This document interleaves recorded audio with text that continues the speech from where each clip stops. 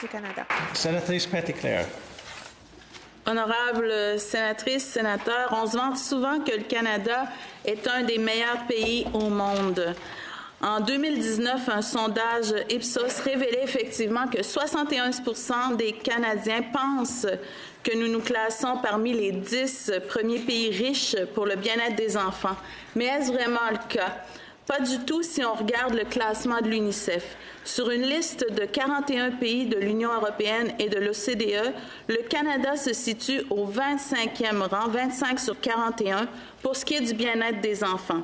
Statistique Canada révèle qu'un tiers des enfants au Canada souffrent d'obésité ou d'embonpoint.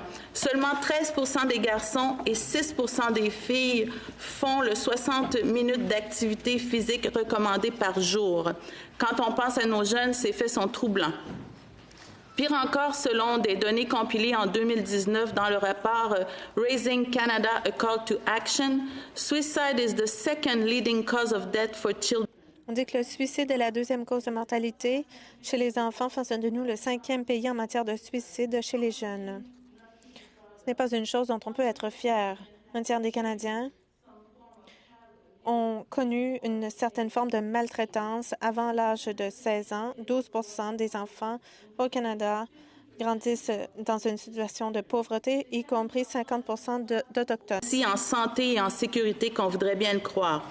Je salue d'abord le travail de Children First Canada, de l'Observatoire des Tout-Petits et des autres organismes voués à la promotion du bien-être de nos enfants qui travaillent sans relâche à nous conscientiser.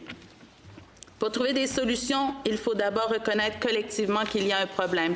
Je crois sincèrement, dans la lignée des sénatrices Pearson et Andreychuk, que quand il s'agit de protéger nos enfants, le Sénat a, lui aussi, son rôle à jouer. Permettez-moi de vous laisser avec ces propos de Roman Wolfley, 12 ans de Calgary. And I quote, People like... Je le cite. Les gens aiment dire que les enfants représentent notre avenir, mais nous représentons aussi le présent.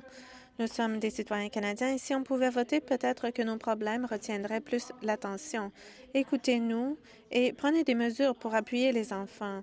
Nous sommes des citoyens de ce pays maintenant et pour l'avenir, mais nous n'avons pas de pouvoir, mais nous sommes tout aussi importants que les adultes. 18 ans, c'est...